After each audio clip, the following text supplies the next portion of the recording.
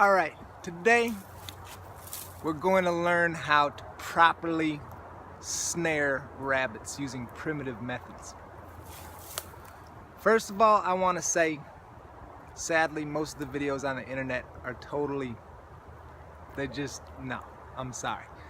These people don't really know what they're doing. And I'm not trying to brag, but I have fed myself consistently with primitive traps for years now. All kinds of small game. And this is the way to do it correctly. I promise you. Why is it so important to learn to snare rabbits from a survival perspective? Rabbits are going to be, in most of North America, the only mammal that is out all year. Even in the harshest cold and snow, they'll be out every day, which can't be said of really any other mammal, any other small mammal. So, learning to snare rabbits is gonna be a huge source of food for you in a survival situation or in everyday life, like now. Rabbits are very easy to snare once you find their trails, and you don't need bait, which is another plus, and you can get consistent success once you get this technique down. Alright, here we are in the brush looking at a rabbit trail. This is gonna be what a lot of rabbit trails are gonna look like through thick brush. It's about the width of a rabbit's body.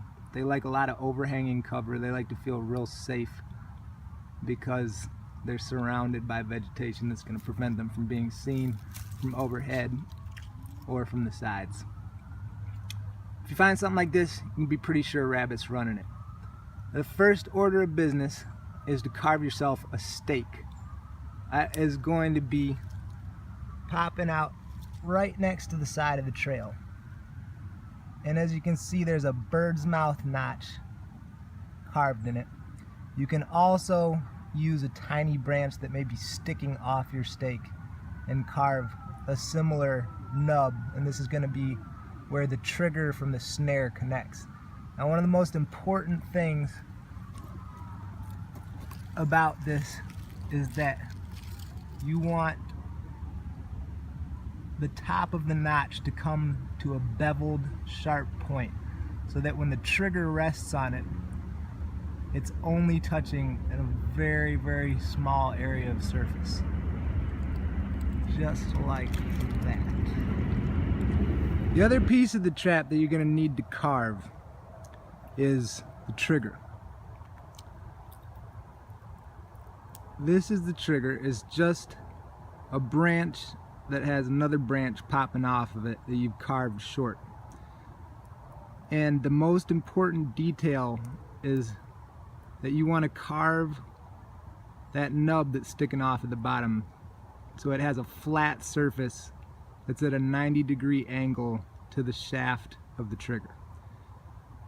This is a piece of dogbane cordage that I made. It's extremely strong, and I'm going to use some synthetic rope for the snare because I ran out of it.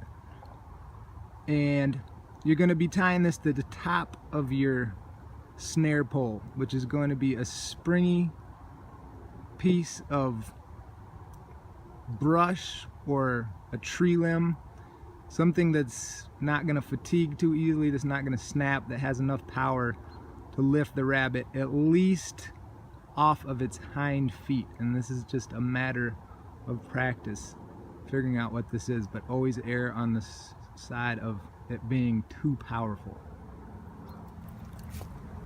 The next thing you want to do is carve two sticks that are going to be jammed on either side of the trail.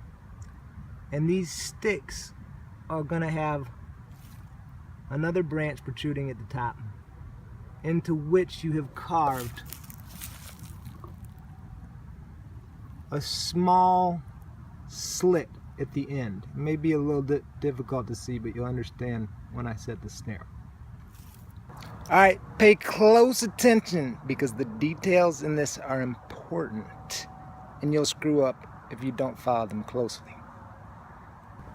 I set the snare before I have tied it to the trigger, because if you tie it to the trigger first, you're going to be estimating how long it's got to be to reach to the proper part of the trail and be at the right height. So I tie it on after I've set the trigger, which I have not done yet. Now you can see that these sticks, I've carved 2 additional sticks that are holding the snare open at the bottom, and the other ones are holding it open at the top. Now, very important detail is that stick on the side where the snare continues up to the trigger is grasping the snare behind the snare loop that you've tied, and that's going to make it release properly. Now the proper dimensions for this, I've had consistent success with this, and I do not believe there's any reason to vary it at all. You want the noose to be 5 fingers in diameter, roughly. And you also want it to be 5 fingers underneath the noose. And that's gonna be what's gonna get you catching rabbits consistently.